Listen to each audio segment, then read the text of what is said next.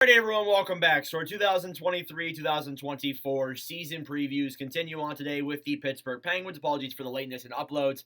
Had a busy day today. It's the last day of summer. I start my junior year tomorrow, so you had to do all the stuff before that because school comes first, of course. But regardless, Pittsburgh. Last season, we'll start off with last season before we get into the other stuff. They went 40, 31, and 11 for 91 points. They were 19th in the NHL, and they missed the playoffs. And there was a lot of controversy there.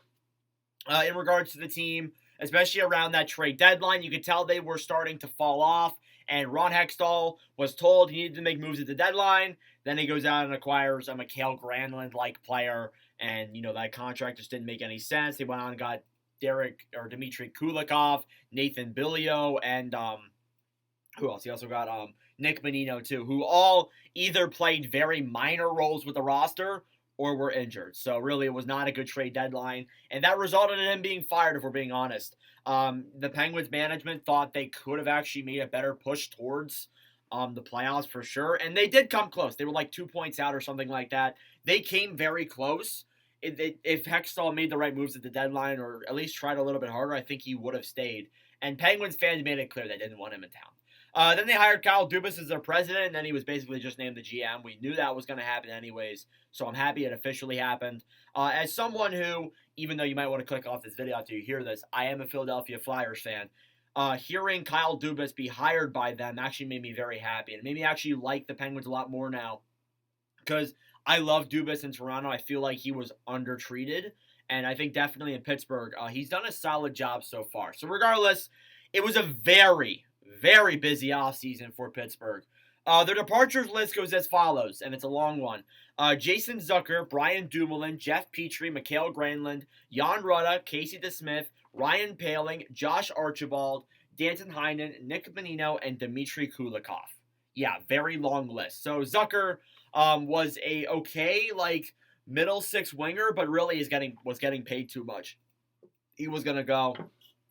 Dumoulin was kind of falling off there towards the end of his tenure with Pittsburgh, so it's obvious there that they wanted to part ways with him. Jeff Petrie, same goes for that. Mikael Granlund, that was a deadline player. Jan Rutta, not a bad defenseman, but regardless, they couldn't keep him.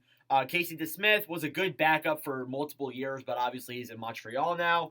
Ryan Poehling obviously went to my Philadelphia Flyers. Archibald was just a depth player at best. Again, I said that in I believe the Oilers preview, which I think is the team that he went to, or the Lightning, sorry.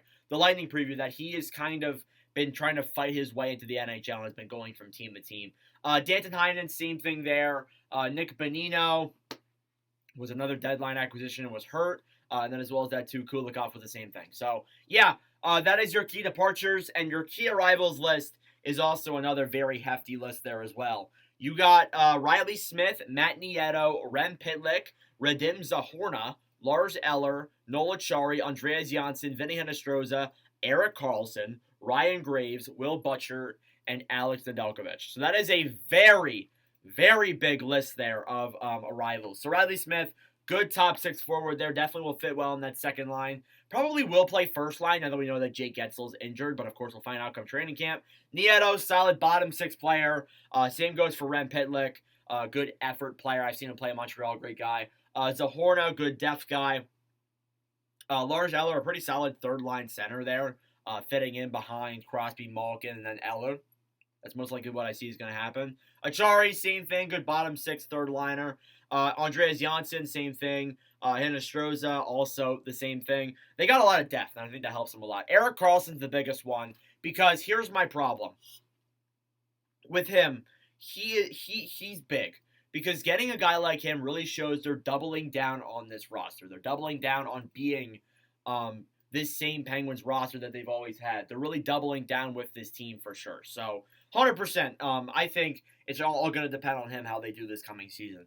Ryan Graves, good top 4D. Will Butcher, good defense, or good depth defender. And then Alex Nedeljkovic there is now your backup since DeSmith has left. So keep that in mind. But yeah, a big list there. We'll get more into Karlsson in a second here. But regardless, your lineup here is via the Hockey News, and this is if everybody is healthy. I'm going to say Jake Guentzel here, but he's not going to be healthy. He's going to be out for a little bit. So your first line, or your top six, sorry. You got Jake Guentzel, Sidney Crosby, Rickard Rakell. Second line, Riley Smith, Evgeny Malkin, and Brian Rust is your top 6 overall. So Gensel, he's out for about 6 months, so probably the first 3 months of the season he's going to not play. So I would imagine then Riley Smith's going to get promoted up there to that first line and play with Crosby. That's what I would imagine happens, because I don't think you would want to put Matt Nieto on the first line or Pitlick or someone like that on that left wing side. So I'd imagine it'd be Smith most likely. But yeah, that top 6, still pretty solid, kind of the same one. Brian Rust is another big one there because he kind of needs a big season out of him, because this year he kind of had a down year after being signed to that contract. So, of course, we'll find out if we get that. Raquel, good first-line guy. Crosby, Malkin, they're the same good guys. There's always that question, are they going to decline? I don't think just yet. I think they probably have 2 more years of being decent players. The decline might be small, he goes down in points by 5 points or something like that, but not a huge decline until probably maybe 2 more years down the road, if we're being honest, even though they are old in age. Bottom 6, Matt Nieto, Lars Eller, and Nola Chari. And then you got Rem Pitlick, Drew O'Connor, and Andreas Janssen. Then for depth players, you got Radim Zahorna, Jeff Carter, and Vinny Henestroza. So not a bad bottom 6. I like that third line a lot. Matt Nieto, Lars Eller, Nola Chari. I think that's a good third line overall. Good grit, good secondary scoring. I like that a lot for Pittsburgh. Fourth line's still pretty solid as well. O'Connor, Pitlick, and Johnson, all kind of new guys. Drew O'Connor, obviously isn't new, but he is expected to have some kind of a breakout season, is what I've been seeing from a lot of people. But yeah, guys like Rem Pitlick and Janssen look like very solid, players there. And of course, Henestroza, Carter, and Zahorna will get shots there too. Of course, I can't imagine. I don't know if Jeff Carter would be just a depth player. I don't know if I could see that. So we'll find out there what they do. But they're I wouldn't say they're deep down the middle, but they got good options there down the middle, for being honest. But regardless, defense then is interesting. You got Ryan Graves and Chris Letang as your first pairing, which I immediately was like, what? Why would they make that their first pairing? You got Marcus Pettersson and Erik Karlsson as your second pairing. Pierre-Olivier Joseph and Chad Ruhwedel as your third pairing. And then I think Ty Smith and Will Butcher as your extra D there. So, obviously, on that blue line, you got Graves and Letang as your first pairing. Not a bad first pairing. I like Graves and Letang. Second pairing, Pettersson and Karlsson. And Karlsson is my X factor. I'm going to say that right now. He is the biggest X factor for this team. He, honestly, I never want to specifically put it on one player. I only did it once so far through all the season previews. But realistically, you look at this team, I think Karlsson is what will make or break them, because he is coming off of a Norris winning 100-point season. So obviously there too, it's going to be a big question whether or not he's going to be able to keep that sustained success into this coming season. Is he going to be a solid top 4D, or is he going to fall off a cliff? Honestly, that's my biggest question, and he's probably the biggest X factor right now for Pittsburgh. Apart from that, the defense is solid. Letang, obviously, there was that question of his decline, but I think he still will be okay through the majority of that. But regardless, I don't mind their defense either. I think it's solid. Goaltending, Tristan Jarry and Alex Nedeljkovic is your tandem. Then you got Magnus Hellberg as your third-string goalie. So, obviously there is that controversy. Jarry was overpaid to a contract. There's no denying that.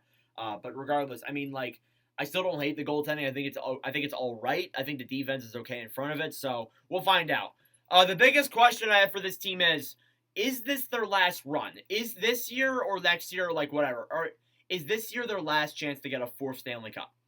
Realistically, are they going to be able to make it to that point where they can beat teams like Tampa, like Toronto, like Florida, teams that made it far last year, Carolina, the Devils, the Rangers? Can you beat teams like that? They're better examples than Florida. But regardless, can they beat those teams in the playoffs with this roster? Right now, I would say probably not. Because honestly, I don't know. A lot of the other teams are way deeper than it feels like than Pittsburgh is. And I know Pittsburgh's there's doses of them being a retirement home and such. But honestly, I don't know. Honestly, let me know your thoughts down below if they're going to be able to beat teams like that with this roster. And I think if everything goes well, if Crosby has a good year, Malkin has a good year, Getsel comes back, plays well, Letang has a solid year, Karlsson has a good year, I think they have a good shot. But honestly, I don't know if I see them as a cup team. I see them as a playoff contending team, but I don't know if they're a cup team, to be honest with you, unless they have that miracle run like Florida did. I honestly don't know. So let me know your thoughts down below with that. Your point projections are per the Hockey News' fantasy guide here. You got Sidney Crosby leading the way with 86 points. You got Malkin with 81 points. Gensel with 78. Carlson with 77. Had to pull that from San Jose. Then you got Rickard Rakell with 55. So obviously there, pretty expected top 5 for most of your players. That's no surprise. Your sleeper or bust is Chris Letang. Letang went through a lot last season, so that honestly makes a lot of sense. The Pens don't have much choice but to rely on Chris Letang, but health concerns and declining production are reasons to stay away in fantasy. Letang's 14 even strength assists last season were a 10-year low. He had 5 in 37 games in 2013-14. So obviously there, that's like regarding the fantasy, but regardless, Letang is a big factor there on that blue line for sure. Him and Carlson can make or break that defense, if we're being brutally honest. But yeah, their cup odds are 24-1, so that's really all you need to know. But yeah, that is your 23-24 season preview of the Pittsburgh Penguins. Thank you all very much for watching. If you enjoyed, make sure to leave a like, hit that subscribe button down below. I appreciate it. School starts tomorrow for me, so hopefully I'll be able to get more videos out, finish up the season previews, get all that good stuff out and ready to go while keeping school on track. But regardless, I think we can do it. But anyways, thank you all for watching, and I'll see you guys in the next video. Adios.